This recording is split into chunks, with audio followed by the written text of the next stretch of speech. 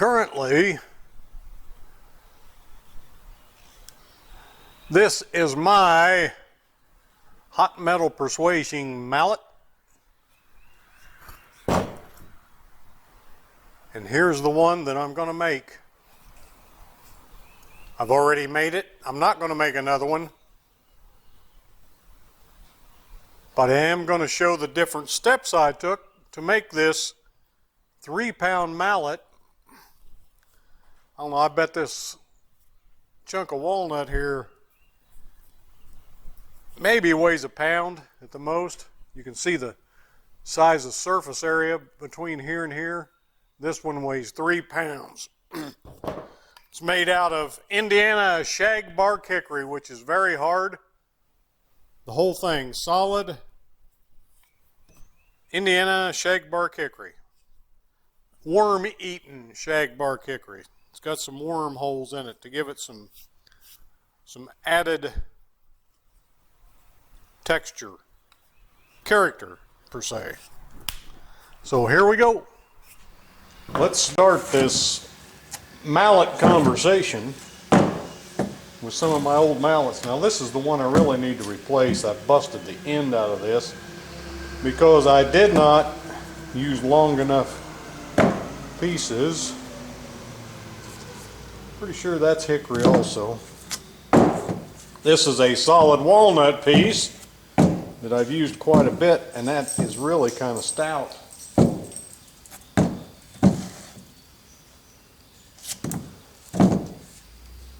But we'll make a new one of these.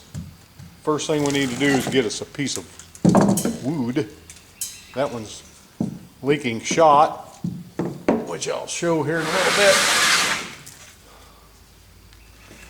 I have here a piece of hickory, about 8 foot long. Kind of looks like scrap, but it's not. It's a pretty nice piece of hickory. First thing we'll do is cut off a couple short pieces because it's kind of crooked. We'll run it through a thickness planer. Then we'll come back. Okay, I've done a couple things off camera here. Nothing that couldn't be repeated easily enough by anybody. I surface planed these down to where they were smooth. All these little pieces to the same thickness. I edged them to make them flat on one side, and then ran them through my table saw to make them parallel, the sides parallel. I cut 2 pieces, 7 inches long, left some character to them, got a little worm eating going on and some bark. We'll put that on the outside. And then I cut 4 blocks 3 inches long, and then zip the end at about 5 degrees. Now I need to glue these together, making sure that that 5-degree angle is flat on both of them. So what I'll do is I'll lay them down like that, put some glue on them, and clamp them together. After that glue sets up, we'll come back and do some more. How about that? So I cut a cross section out of this first mallet I made like this, just to show what failed. And where it is this end here busted out. And there was less than 1/4 of an inch of wood at that end where that busted out. So that was where the failure was at. So we'll leave a little bit more room on this next one. Other than that, it was pretty solid. So I've got these glued up. Like I said, as soon as that glue sets up, we'll move forward. Now I got to thinning. I'd have been just as well off, because I'm going to have to trim these a little bit because they're not perfect. I've been just as well off to cut that 5-degree angle on there after I got them glued together. So that's something to learn. Learn from my mistakes. I'll be back after that glue sets up. Well, it's been a few days since I've been out here working on this. I've done a couple of things in between. One thing I did, I glued these boards together, I think was the last thing I did. Now I just glued them to this board. This one will go on top like this. I glued this all together for the handle. Can you see what I'm seeing? Yes, you can. I'll trim all this down. These two here were glued on so that the bottom, there you go, the bottom of that V is the same width as the handle. Then there'll be a couple of wedges pounded in here to spread that out, and that's what'll keep the handle in. So the next thing to do is to take this Forstner bit and drill a couple of holes, probably about right in there, on each side here, and that's where the lead shot will go. So since we've last met, I have taken the liberty of drilling those two holes with the Forstner bit, and then I added the old shot that was in the old hammer, and I had to go down to my reloading equipment and get some more shot, because this one's going to have more in it than the other one did, but that's okay, just makes it a little heavier. I don't know how much it's weighing now, but it's getting up there, pretty good weight. Next on the agenda is to glue that piece on there like that, forever encapsulating that lead in there until someone tears it apart.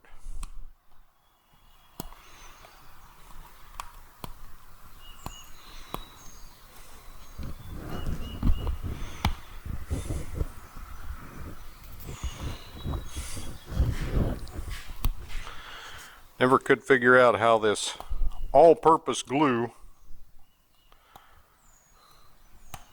can glue up everything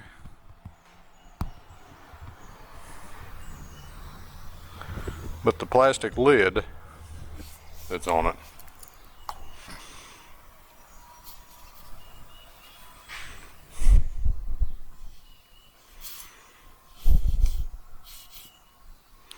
I'm just about out. This is Type Bond 3, I think. Yeah, Type Bond 3. The ultimate, right there it says, the ultimate wood glue. Rated #1 by pros.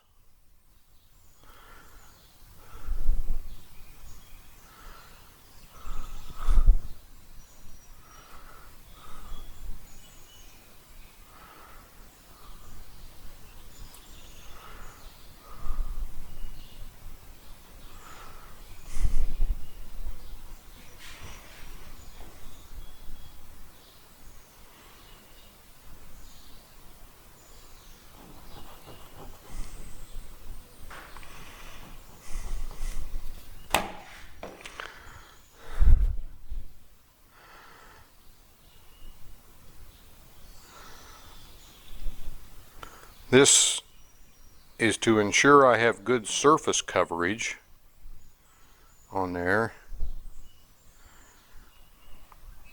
and it's also to ensure that later on I have little patches of glue, dried glue on my pants.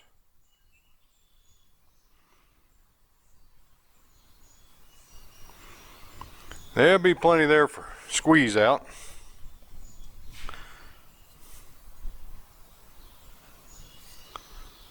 Does it matter which side? Nope, doesn't matter which side.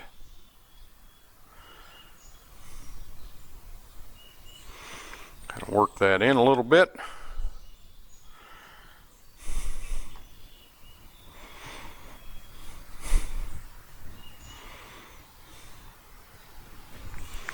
Put a couple clamps on it.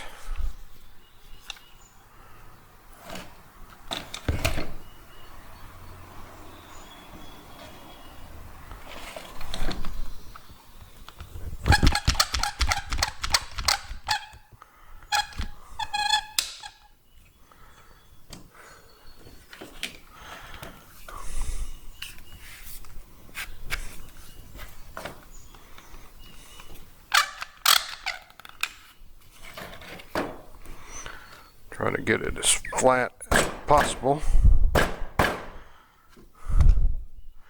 I'll be trimming off just a little bit, not very much.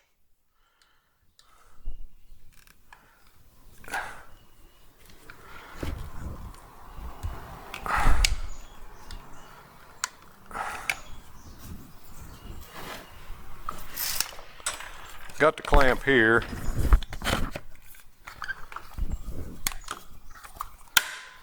That hickory does not succumb to the clamping very much, so the end of that needed a little bit of clamping on it.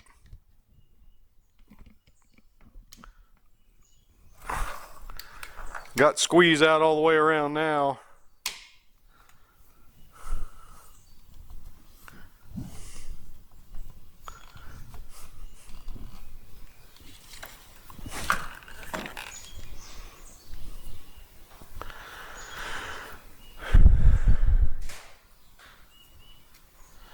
That's done till it sets up.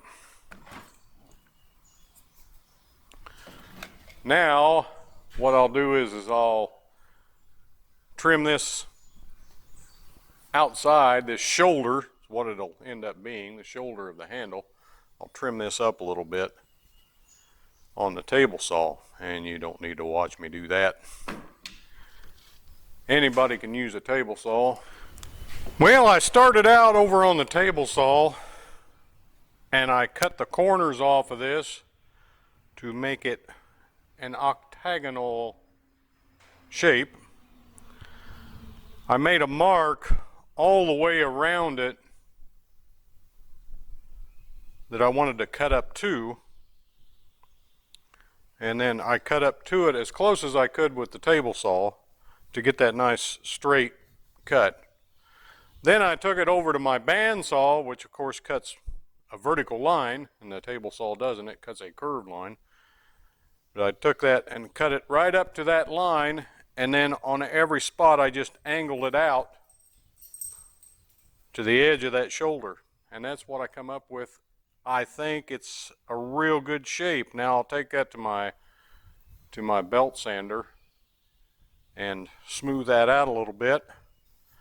Take out some of the spots like right there where I didn't get down deep enough, and smooth it out, and I think it'll be good. Like I said, I got to leave this up here alone.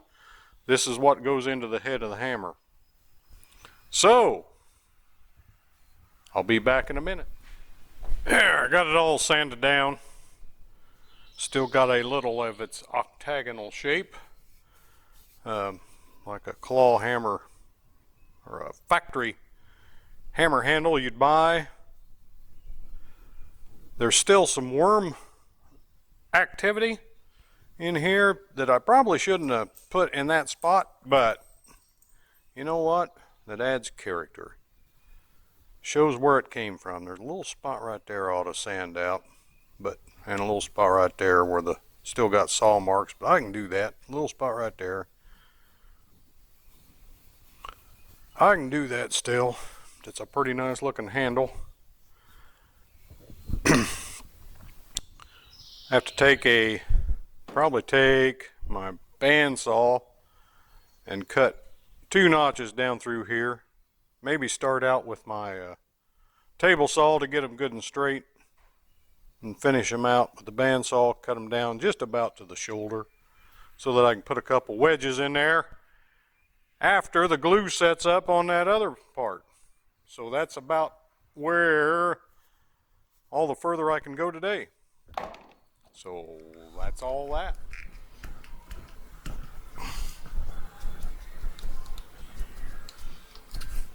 I think when I left you last, I had glued this last piece on the head. Well, I took it to the table saw, cut the corners off, took it over to my sander, sanded it off real good. I got a real good wormhole right here to leave some character in there. A couple wormholes here. Took the handle, cut some slits in it. It fits in there real good.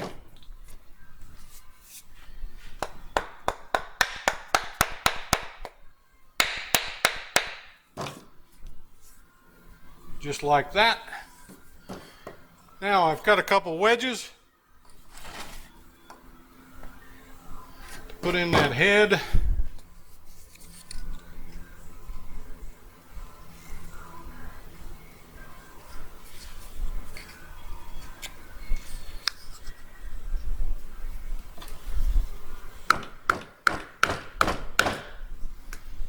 I'm going to pound that one in there too far before I get the other one started.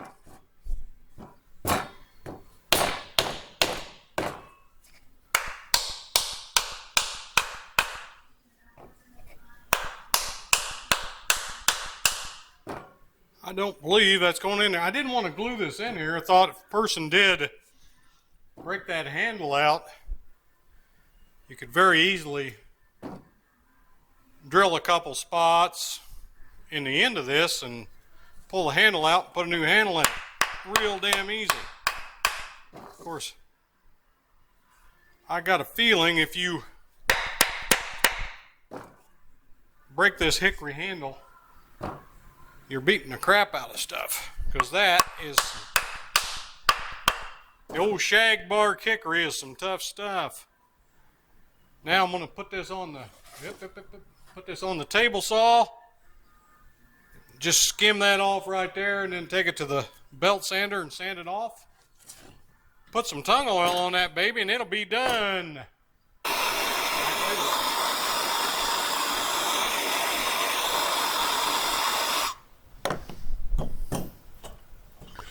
And the final touch.